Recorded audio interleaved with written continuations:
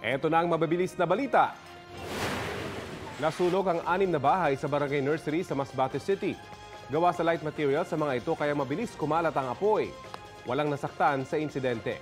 Inaalam pa ang pinagbulan ng apoy at ang halaga ng pinsala. Sa Sibonga, Cebu, patay ang magkapatid na lalaki sa sunog sa kanilang bahay. Ayon sa pulisya, posibleng na-trap ang 25 at 26 anyos na mga biktima sa kanilang kwarto kung saan nagsimula ang apoy.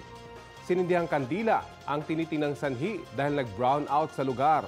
Pero giit ng ina ng magkapatid, wala silang sinindihang kandila. Posibleng may nag-short circuit daw nang bumalik ang kuryente.